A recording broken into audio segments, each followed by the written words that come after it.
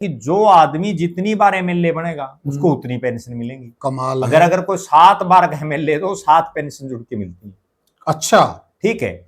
कोई 7 बार का एमपी तो उसको 7 बार, कोई एमपी एमएलए है उसको एमपी की अलग, एमएलए की अलग। अच्छा, ठीक है भाई, ये समझ में नहीं आ रहा कैसा विचित्र कानून है। दूसरी तरफ वो लगातार इंक्रीज होती रहती है। ठीक है, एकदम से 24% अपनी तनख्वाह, ये तो केवल तनख्वाह की बात है, इसमें भत्ते पेंशन वो तो अभी शो ही नहीं है मामला। 24% एकदम से बढ़ाना, 1 लाख थी वो 1,24,000 होगी जी।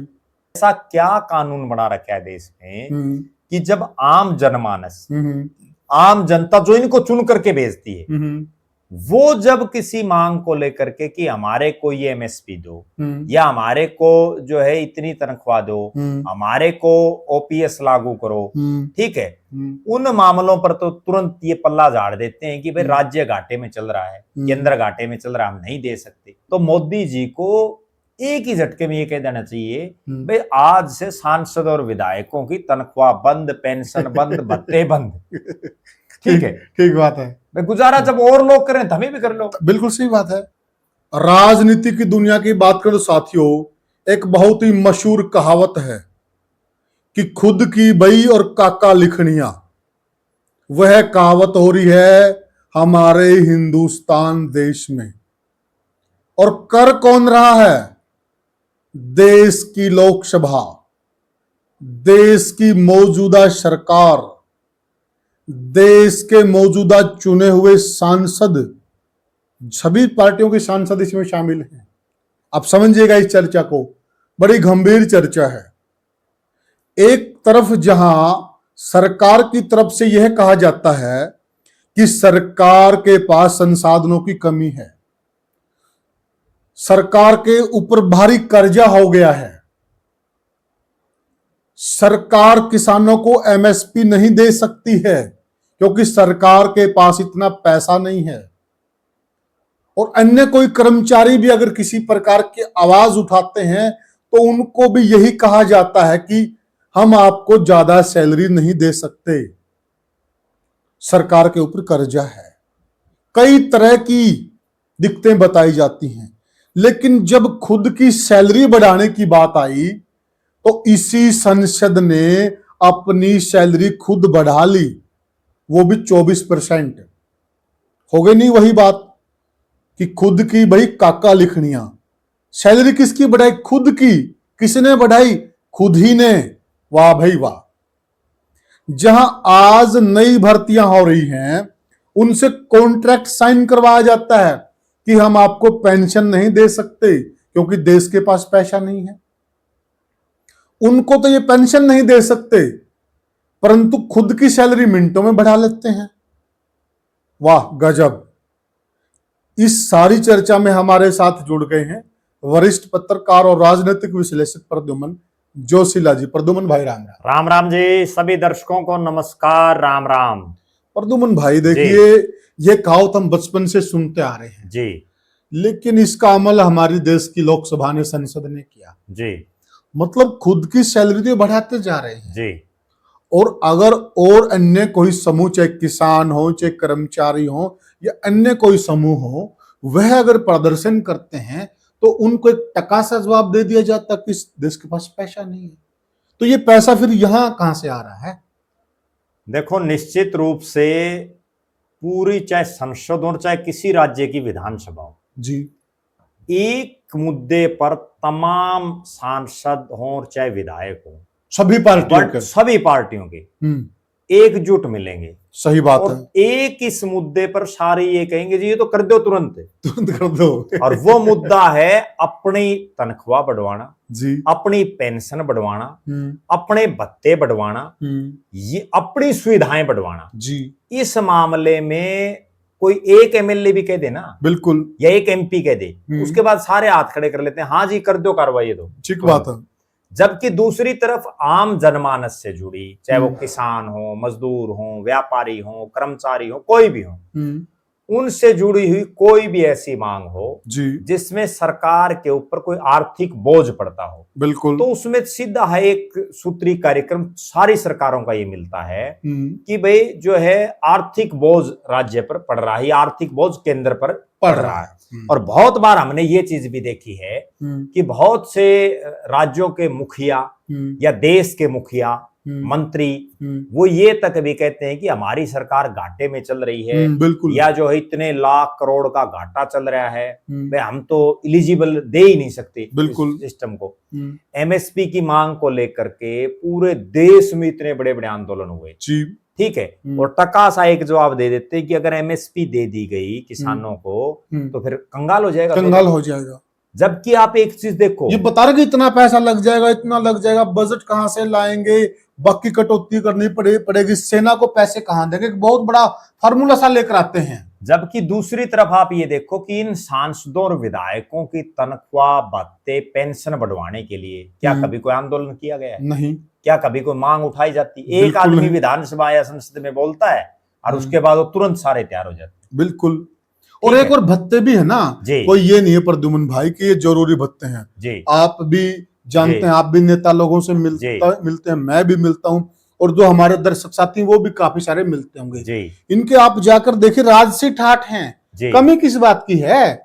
राजसी ठाठ है, नौकर हैं, चाकर हैं, गाड़ी हैं, घोड़े हैं, बंगले हैं, कोठी हैं, अलग अलग प्रकार की कारें हैं, ये खेत में जाने की है, ये शहर में जाने की, ये बाहर जाने की है, ये लंबी दूरी पर जाने की है, ये क्या क्या मतलब है? देखो कितनी विचित्र बात है, और संभवतः ऐसे उदाहरण दुनिया में नहीं मिलेंगे जी, कि अगर कोई आदमी नौकरी करता है कहीं तो वो 58 साल कहीं 60 साल की उम्र है, तब तक नौकरी करेगा, तो भी उसको पहले तो एक पेंशन मिलती थी, हाँ, अब वो भी बंद कर दी, उसका भी कॉन्ट्रैक्ट पहले ही साइन करवा रहे हैं। दूसरी तरफ एक ऐसा रूल बना दिया कि जो आदमी जितनी बार एमएलए बनेगा उसको उतनी पेंशन मिलेगी। कमाल। अगर कोई 7 बार का एमएलए तो 7 पेंशन जुड़ के मिलती है। अच्छा, ठीक है। कोई 7 बार का एमपी तो उसको 7 बार, कोई एमपी एमएलए है उसको एमपी की अलग, एमएलए की अलग। अच्छा, ठीक है भाई, ये समझ में नहीं आ रहा कैसा विचित्र कानून है। दूसरी तरफ वो लगातार इंक्रीज होती रहती है, ठीक है, एकदम से 24% अपनी तनख्वाह, ये तो केवल तनख्वाह की बात है, इसमें भत्ते पेंशन वो तो अभी शो ही नहीं है मामला। 24% एकदम से बढ़ाना, 1 लाख थी वो 1,24,000 होगी जी। भाई कितनी विचित्र बात है, ठीक बात है। और ये वहां बढ़ाई जा रही है, ये तो संसद की बात है। हरियाणा की विधानसभा में भी अभी मांग ये उठाई गई कि भाई विधायकों की तनख्वाह बढ़ाई जाए, ये उस विधानसभा में या उस सदन में बढ़ाई जा रही है, और उन लोगों की बढ़ाई जा रही है जो ये कहते हैं कि फला आदमी शर्त लगा करके 10 किलो गोबर पी गया जी, ठीक है। एक आदमी कहता है कि वहां तो जलेबी डालडा घी में बनाई जाती है, इसीलिए आप तनख्वाह ले रहे हो, इसीलिए भत्ते ले रहे हो, इसीलिए पेंशन ले रहे हो।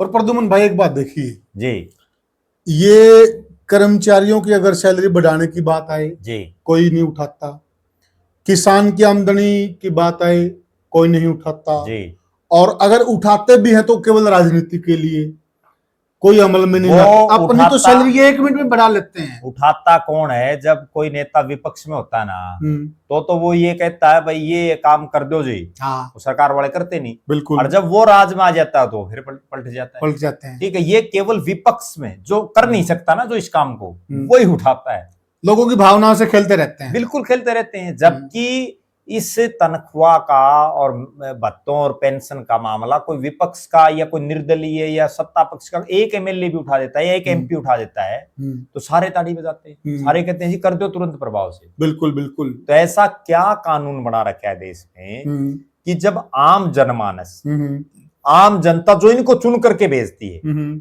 वो जब किसी मांग को लेकर के कि हमारे को ये एमएसपी दो या हमारे को जो है इतनी तनख्वाह दो, हमारे को ओपीएस लागू करो, ठीक है, उन मामलों पर तो तुरंत ये पल्ला झाड़ देते हैं कि भाई राज्य घाटे में चल रहा है, केंद्र घाटे में चल रहा है, हम नहीं दे सकते। उन पर क्यों नहीं इतना गंभीर होते हैं, अपनी सैलरी पे इतना गंभीर होते हैं? शायद 1 या 2 सांसद मुश्किल से आवाज उठाते होंगे, उसी टाइम ये लोग बढ़ा देते हैं।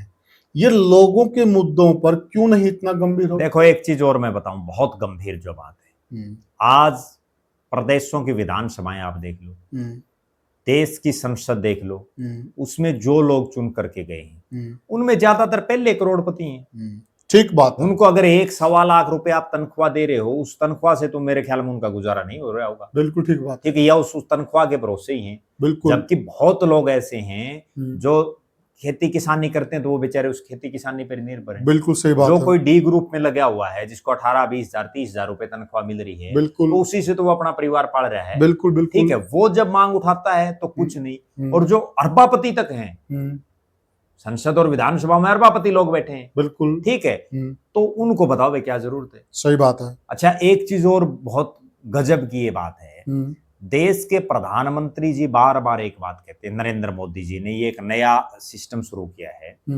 वो कह देते हैं भाई गैस सब्सिडी छोड़ो, लोग गैस सब्सिडी छोड़ देते हैं। ठीक है, वो कह देते हैं कि भाई जो सरकारी सुविधाएं जो लोग ले रहे हैं वो अपने मन से छोड़ दें, फार्म भर दो भाई।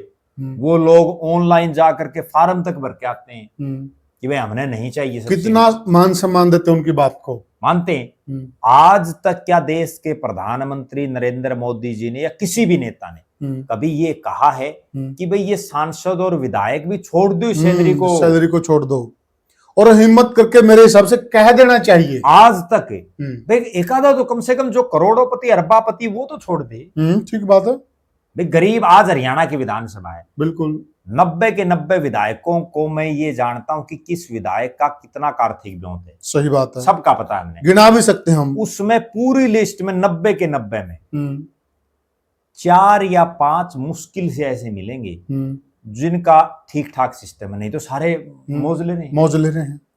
ठीक है ना? अब उनको क्या जरूरत है भाई? सही बात है। हरियाणा के 10 MP हैं, 5 राज्यसभा के 15 हैं। बिल्कुल 15 में कौन सा कमी है? बिल्कुल ठीक बात है। 15 के 15 में, क्योंकि आज तो चुनाव इतने महंगे हो गए हैं बिल्कुल कि आप जो है लड़ ही नहीं सकता आम आदमी। सही बात है, सही बात है। और फिर भी इनको तनख्वाह बढ़ानी, बिल्कुल ठीक। बल्कि इनको तो ये कहना चाहिए, बड़प्पन दिखाना चाहिए, जैसे मोदी एक साहस करता है, जो एक चीज कहते हैं कि भाई मोदी असंभव को संभव कर दिखाता है। सही बात है। और मोदी ने वो करके भी दिखाया, धारा 370 तोड़ी, एक झटके में नोटबंदी लागू कर दी जिसकी किसी ने कल्पना तक नहीं की थी। कोरोना के मामले में उसने ये कहा जुए लगा, जो लोग जुए लगाने लगे, थाली बजाने लगे। ठीक है, उसने जो कहा वो मान लिया। तो मोदी जी को एक ही झटके में ये कह देना चाहिए भाई आज से सांसद और विधायकों की तनख्वाह बंद, पेंशन बंद, भत्ते बंद। ठीक है, ठीक बात है। गुजारा जब और लोग करें तो हमें भी कर लो। बिल्कुल सही बात है। ठीक है, बिल्कुल। या फिर उसमें एक ऐसा क्राइटेरिया रख दें कि जो है जब कोई भी MP MLA का चुनाव लड़ता है तो वो अपनी रिटर्न तो भरता है, मेरे पास कितने एसेट्स हैं, कितने रुपए हैं मेरे पास, तो उसमें क्राइटेरिया रख दें भाई इससे नीचे का तो अगर होगा तो इसको मिल जाएगी, क्योंकि कुछ गरीब लोग भी जीत जाते हैं। मतलब ये नहीं बस सारे अमीर हैं, लेकिन कई जगह हैं रेयर, कोई इक्का दुक्का, भाई इनको मिल जाए, सारंगी जैसे हाँ हैं, और बाकियों को जरूरत नहीं है। तो इस तरह का एक अगर वो कर देना नरेंद्र मोदी जी, तो युगों युगों तक उनको याद रखा जाएगा। बिल्कुल क्यों? एक ऐतिहासिक फैसला। क्योंकि गरीब आदमी को और आम आदमी को तो कोई भी तंग कर सकता है। बिल्कुल, उनकी तो सुविधाओं में कोई भी आदमी कटौती कर सकता है। लेकिन असली बात तो ये है ना कि जब ये स्मारक खां जो फन्ने खां बने बैठे हैं, इन पे कोई कार्रवाई करके दिखाएं। मोदी जी को एहसास करना चाहिए और कर देना चाहिए तुरंत प्रभाव से। ये जो तनख्वाह बढ़ाने की बोल रहे हैं ना, इसकी बजाय उल्टा कर दे कार्रवाई। ठीक बात है, ले भाई, तब जाकर के एक मिसाल देश में बनेगी। और रिकॉर्ड भी है मोदी जी का ऐसे काम करना। बिल्कुल है, और कर देना चाहिए उनको, कर देना चाहिए। इससे जनता भी तो ये समझेगी भाई मोदी, एक तरफ तो मोदी ये कहता है भाई हम तो जोड़ा उठा कर चल पड़ेंगे।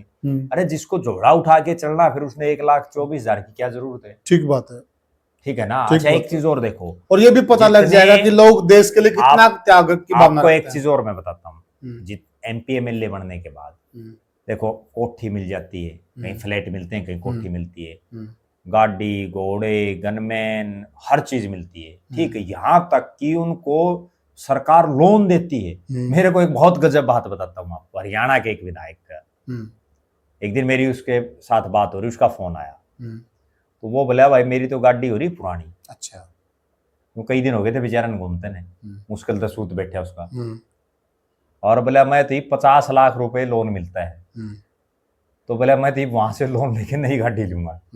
तो मतलब उनकी सोच देखो भाई, विधायक बन जाऊंगा तो मैं लोन लेके नई गाड़ी ले लूंगा, जो विधायक नहीं बनता ठीक बात है, फिर लोन कौन देता? सही बात है, ठीक है ना। बिल्कुल, फिर भी तो उस गाड़ी में चलता वो, फिर भी तो कहीं ना कहीं से को उनको जुगाड़ बिठाना चाहिए था, या उसे गाड़ी में चलता। बिल्कुल। अच्छा, उस विधायक, मैं जानता हूं उसको, उस विधायक के घर पहले 4-5 गाड़ी खड़ी है, 4-5 गाड़ी खड़ी है, और फिर भी वो यूं कह है, क्योंकि वो लोन जो है ना वो अलग ही चीज है।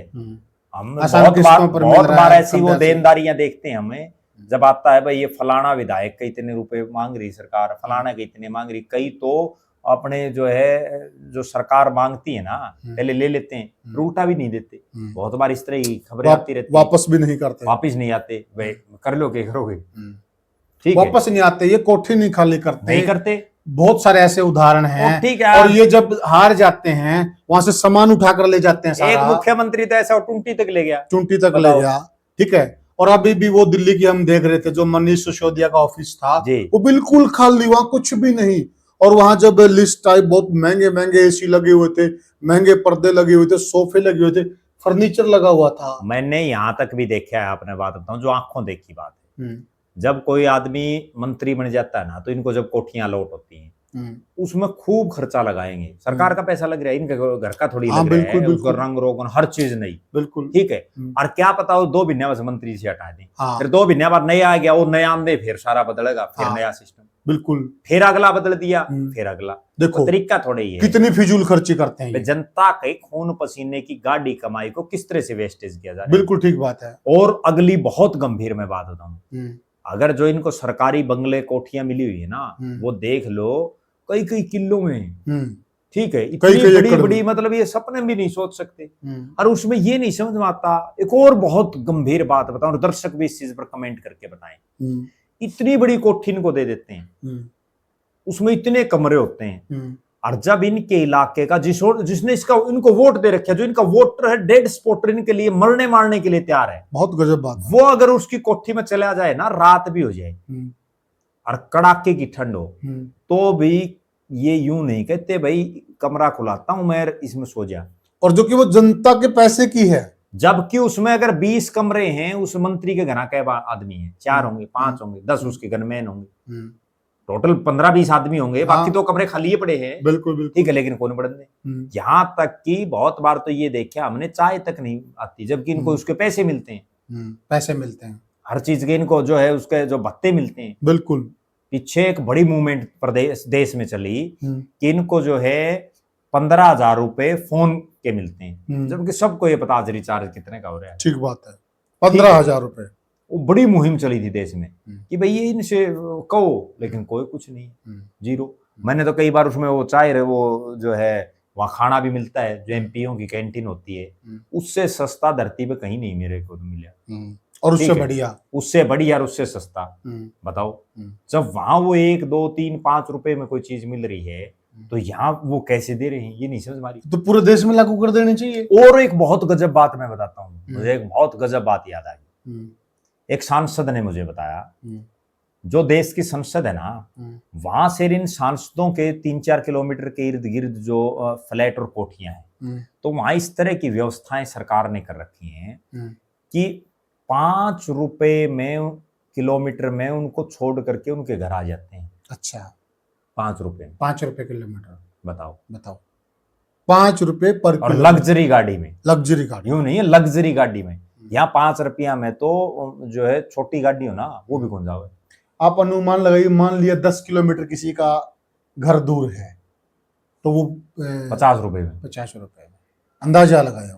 वाह क्या बात है, लग्जरी गाड़ी, और ऐसी व्यवस्थाएं कर रखी हैं, और एमपी सारे उसी का आनंद ले रहे हैं, बहुत से, ठीक है ना, और वो भी सरकार से जाने हैं पैसे भी, सब सिस्टम चल रहा है, क्या इवन हमने देखा चंडीगढ़ के अंदर, जहां पर हरियाणा सेक्रेटरीट है, वहां पहले बीजेपी की सरकार थी, जो मंत्री थे वो भी बीजेपी के थे। उन्होंने करीब 2-3 महीने पहले फर्नीचर लगवाया नया, फिर वो मंत्री चेंज हो गए, दूसरे मंत्री जी आ गए, कोई कमी नहीं थी, वो 3 महीने पहले ही लगा था, नया था, नहीं हटाओ इसको, इसका कलर मुझे पसंद नहीं है, दोबारा से नया फर्नीचर लगाया गया। इतनी फिजूल खर्ची, जनता के खून पसीने की जो गाढ़ी कमाई है, उसके टैक्स के पैसे की इस प्रकार से बर्बादी इसमें कहां तक जायज है? इसमें मैं एक बहुत गंभीर बात बताऊं।